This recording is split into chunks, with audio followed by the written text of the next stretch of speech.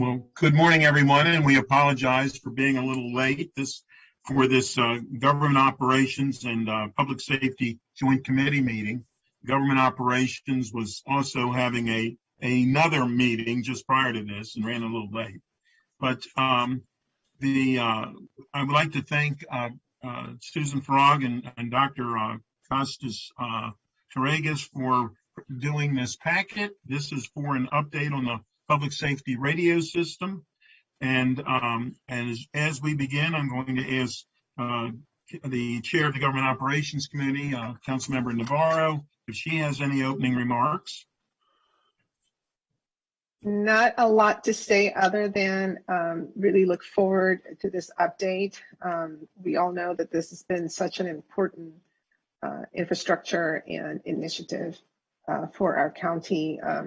Lots of work to leading up to this important achievement, and really want to thank the entire team for doing such great work, as well as the county council and these two committees for continuing to prioritize this, even when there were some bumps in the road. So with that, I just turn it over to you, Chairman Katz, and I'm eager to hear the update.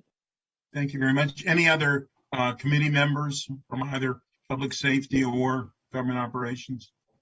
Ditto. Okay. Well, then we're going to begin. There is a PowerPoint, I'm assuming, that you're going to be showing us on this. Is that correct, Susan? Yes. Yep.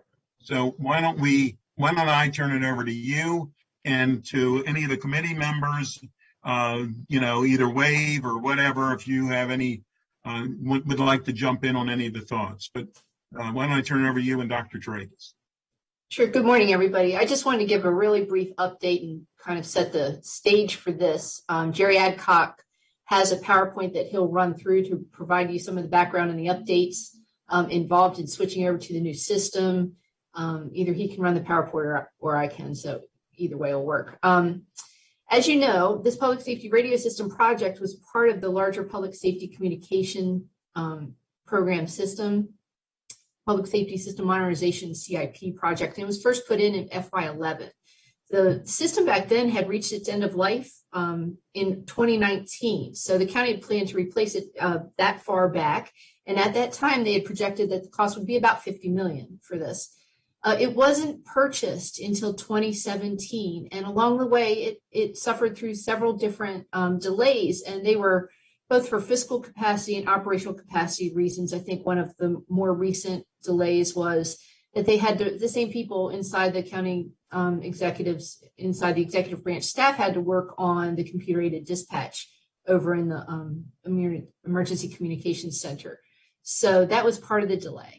They had finally set a December 2020 cutover date, but at that time, in 2019, it was discovered that there were two sites, the Bretton Woods site and the ICC site at George Avenue, that were causing some concern with some community members about the visual aesthetics of putting up those towers, worried about the fact that commercial people might place microwave dishes on them as well. Those were resolved. The council got involved, wanted to make sure that this system met its 2020 cutover date, because now it had been so past its end of life that it was starting to suffer some significant system disruptions, including Mother's Day one in 2019 that was of serious concern. The county has done everything that it can to shore up that old system. It purchased spare parts where it could to try to have this, and thank goodness it didn't happen now with all the supply chain issues we're having during COVID. They were able to continue to work toward that 2020 cutover date. There were a couple of little delays and hiccups. There was a go-no-go decision made on January 3rd that was a no-go 2021 by the vendor, and they had to correct a couple of things before they could try again. Then we had the insurrection on January 6th, right? And that threw the entire region into, cause for concern, and they needed to make sure that the public safety infrastructure around the entire region was solid going into the inauguration. So that played a part in delaying it just a little bit more. In February 23rd, they cut over the police talk groups. March 4th, they cut over the fire and rescue talk groups. And March 9th, everybody was put on the new system. That includes corrections, Department of Transportation, and some other government users. At this point, they've come under budget, pretty much under budget of the program, and I'm going to turn it over to Mr. Adcock to run the PowerPoint or walk you through his updates. Whichever one you want to do. I can share my PowerPoint screen. Whatever's easier for you. All right, I can go ahead and share it. Okay. Okay. Good morning, everyone. Thank you for this opportunity to provide an update. Obviously, this is a project that has been long coming, and so glad that we're now finally at the point where we can keep moving forward here. Let's see if I can make sure it works right here for me.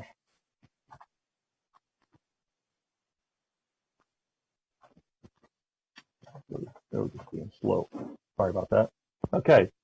As Susan talked about, we did do the cutover February 23. That was the police group and all of their radios. On March 4th, we cut over the fire rescue services.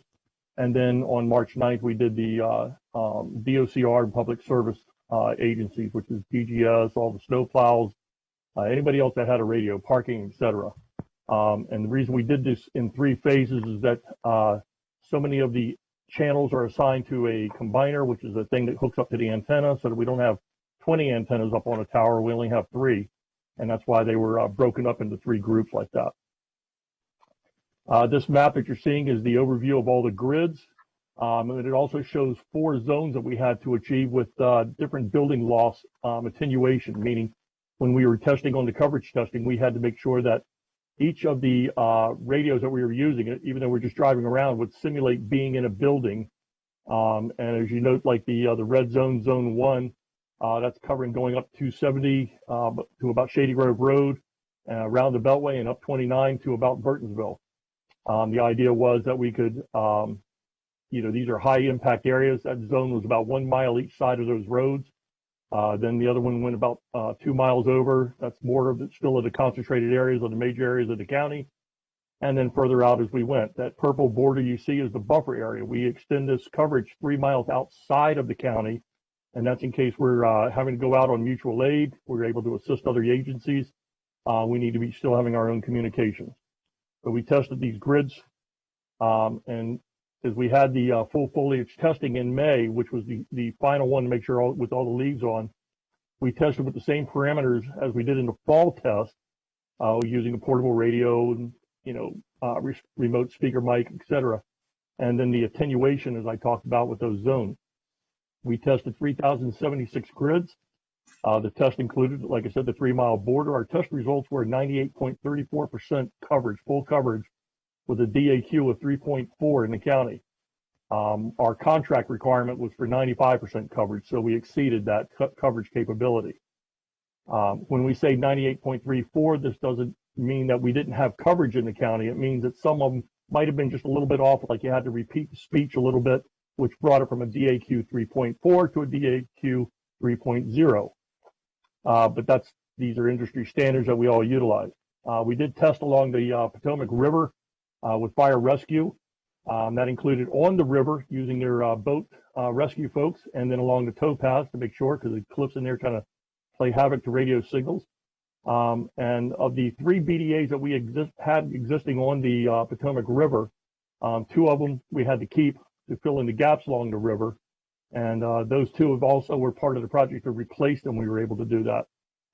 And then we also tested 49 different county buildings, whether it was office buildings, hospitals, schools, malls, police stations, varied areas to make sure that we had good coverage in all these facilities around the county. I'm sorry, Mr. Adcock, just as a barometer, what was the for the test results that were on this one, 98.34? What were they before we had this system? About 80%. 80%. Yes, sir. Thank you. The microwave issue that we had on 922, which came up, we were talking about performance issues, was when we had a mount on a bracket. It came loose with the winds that were causing it. And since that time, that's the only major outage we've had, or major issue. I wouldn't say outage. It was 1 path out of 22 paths that was having a problem. The microwave links, for your edification, they're dual ring, meaning that if one site goes down, the path goes down between two locations, it'll reroute and go around the opposite direction. Based on the fact that we did have this mounting bracket issue that was uncovered during that storm, and that's being that we've been in, operation here for over 6 months with other storms in the county, but we found one that was loose. I went back and asked Motorola to go back and re-verify all of the hardware on all of them to make sure that they are up to perfect specs, resecured, making sure that the vendor and the manufacturer are all in sync with what should be done there. We haven't had a channel capacity issue. We have 36 talk paths, meaning that at any given time, 36 conversations can be carried on the radio system. This is an increase really of 80% over what we had before of 20 talk paths. So we have a lot of capacity for people to be talking on the radio system, which is a big plus factor, especially when you think of things back at the Navy Yard where they had a problem with capacity on their radio system, for example. And this is something that we wanted to make sure we avoided when we developed this new system. I can say in looking at this whole project and how we've been on work that's been done, Motorola has been very responsive to my request.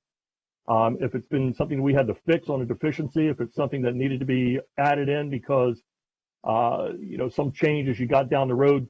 I mean, you got to think we had a contract in 2016, we signed it, and technology in those few years has changed, as people know. I mean, look at your cell phones. But we've been able to make some of these changes. We did have to work through a whole process during the COVID to finish building sites, and supply chain was an issue. But they were very responsive on finding stuff and getting us the parts that we needed. We did have some UPS units that not happy with the functioning of the controller board on there. So they are working on replacing these for me. We did fire panel testing with the fire marshal, which was important to make sure that our own fire marshals in the county are in tune with everything that's here. We had an HVAC issue. Each shelter has 2 HVAC units, air conditioner units. And we did have a problem with a single unit at 2 different sites, which they've already worked on and resolved. One of the things that Susan talked about at the beginning there, when we were talking about having a cutover go, no go, and we had some alarm issues, and that's why we halted not moving forward. And then, of course, the other events played out in D.C. there, so that made us delay another couple of weeks here just until things settled down. But there was some alarm correction that they had to do. And then right now we're working on rectifying the microwave mounts. When we talk about the system being old, the prior system and keeping that updated, one of the important things to do was to have an obsolescence program that we built into the contract. We did not want this system in 5 years to be already out of technology levels. So I was able to, as part of the project in the RFP, as I asked for some way to make sure that we can upgrade the system. We have 2 upgrades planned. It's part of an obsolescence program. One of them was scheduled for in 2023, 2024. It's kind of based on the timing of the system with maintenance and when it goes in. And then another one, it's at year 5 and year 10 of the actual system life is how that goes. And as a note, we only ended up paying for one of those obsolescence programs. So the $835K that we will have already set aside as part of the project contract dollars. That's only being paid one time. I can give details on that later, but anyway.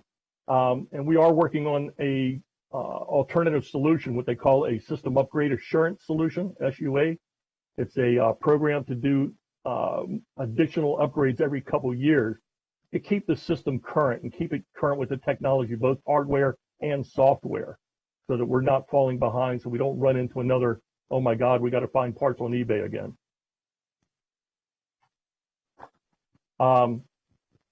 Oops, I went down the wrong page, I'm sorry. Regarding the budget, we did add to the budget a couple years ago, $608,000. This was to build a tower at the Black Rock site. The reason is that when we were trying to use the Quince Orchard site through PEPCO, the tower was not up to structural standards. Pepco actually asked if we wanted to rebuild their tower for them and then pay rent on the tower that we built. And I was like, we're not going there. So we took the monies that we had set aside for the work at Quince Orchard Pepco site and put that into a BlackRock site. And that's where we have that. It was a small addition of only $608,000 to have our own site there. And then now we're in a position where if we wanted to do other work with that tower, we can. As I noted that in the budget, the $835,827 is a one-time payment for 2 obsolescence updates, and that is in the contract budget already. I did want to note that on our rent savings, this is good to know. I'm a county resident. I love this tax savings anytime. That we, with our old system of 11 sites, we were paying about $53,000 or $53K a month on rental at all these different sites. By dropping off 3 of the sites that I did, the 2 Pepcos and the Kenwood site, and finding alternative sites, we're now paying $42,000 a month for 22 sites. So that's an $11,000 a month savings with a doubling of the footprint of a tower site. So there's a good point there of how, we're working with the project here and moving things around. One of those I want to thank the state for, because the ICC site, we were on that site. We did not have to build a tower. We didn't have to build a shelter, and they're not charging us rent. So that's our savings, and that's how we try to work things around with our system. And that's all I have at this time, folks. Any questions, please? Well, first off, Mr. Adcock, thank you very, very much for all that you are doing and have done to get us to the spot where we are. This was not always the easiest. I don't have to tell you, this was not always the most pleasant, but we all knew that we needed to get all of our citizens in a safer situation. And you and others, but you especially, carried that ball for us to get us to the right place. And so I sincerely thank you for that. And I also want to thank Motorola. I mean, many times corporate entities do not always get the thanks that they should. But in this case, they really did work with us and step up to get us to that place where we needed to be. And we were hurting. And so I'd like to publicly thank them as well. And you touched on this, and I don't know whether you need to explain it any further, but the whole idea that we should never be in a situation that we were in with that we have to buy parts on eBay, which is just unbelievable. And so is there guarantees that Motorola or whoever would have these parts? How does that work now? And I know at some point we're going to have to, in the year, whatever it is, have to upgrade again. But are they going to keep parts for us? That is part of the system assurance solution that they have and that they're putting forward to us. It is to take it beyond just a couple of years of a couple times in the life of the system here to have an update.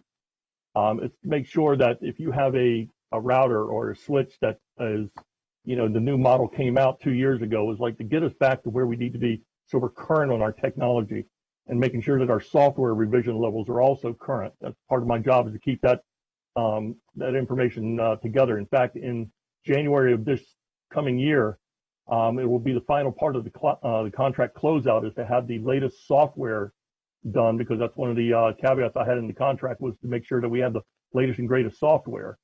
And we're in queue for that software upgrade at the end of January. Very good.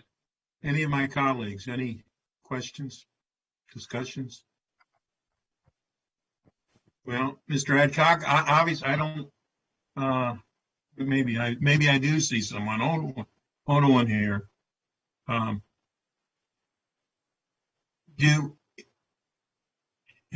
you explain, please, how significant the microwave problem was from the September storm?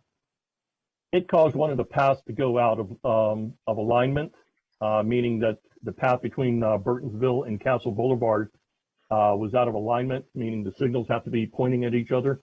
Right. And that was a bracket that got loose over there at Burtonsville. The significance of it is that we lost a path. Now, if we had lost a second path completely, we would have had an island of antenna sites out there. So that's why it's critical that I made them go back and recheck all the brackets, and that's what they're in process of doing right now. And we're scheduling the dates here over the next week or so to get them all done.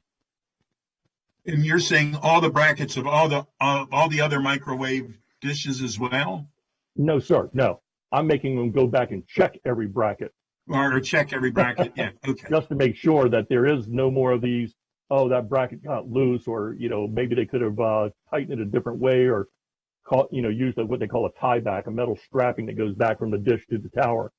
So I'm asking them to recheck that under manufacturer specs to make sure it's correct all the way through on everything. And how often do you have to inspect, the various microwave dishes, et cetera? Well, we're monitoring these things 24/7. So we know if a path is having a problem, we'll know about it right away. Okay. Thank you. Anybody else? Well, Sydney? yes. Just very quickly, to use this I couldn't opportunity. see you, Dr. Dragas. You're in the corner of my screen. There you go. Just to take advantage of this discussion about the microwaves, to make sure that the two committees understand that this new system is using a different methodology to connect the 22 towers. Before, when we had a smaller number of towers, they were connected through our fiber network. Now, the executive made the decision to connect 22 towers by radio microwave. So in one sense, we saved a lot of money because we didn't have to dig and so on and so forth to go out to the new sites.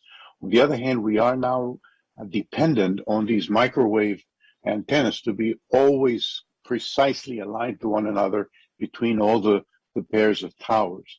So this is why what Jerry Addock mentioned in terms of how they constantly test for that alignment is so vital, because that's the only way that we connect signals between the 22 towers. I just want to make sure that both committees were aware of this major change in the way the connectivity is assured. Thank you. Thank you. Ms. Farag, please. Yes, I wanted to put it on the Joint Committee's radar about the fact that this is housed under the PSSM CIP project, which is likely to be closed out once the last sub-project, Law Enforcement Records Management System, is completed and operational. I have some preliminary concerns about closing out that project, because I think there may be future public safety infrastructure needs that we need to address. But we can address that in much more detail during the full CIP that the Council is going to consider in early 2022. But it would be helpful too, just to understand what the executive's longer range plans are for funding a potential replacement in approximately 10 years. I understand that there's a great obsolescence program in place for this system. How does that impact the end of life of the current system? And when does the planning start for a replacement, or that could be a completely different technology. I believe some are looking at 5G and that type of thing. That's way above my understanding, but just to make sure that we're not put in the same position where we replace something more than 10 years after its end of life.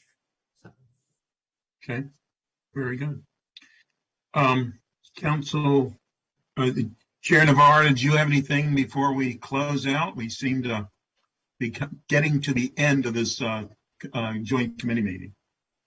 I don't have much else to add, but to again just express my appreciation as it was articulated. This has been a long time coming with a lot of concerns that we on the County Council had to push through, understanding how critical this infrastructure is for our county residents and for the region, quite frankly. And I think this is, proof that it was the right decision.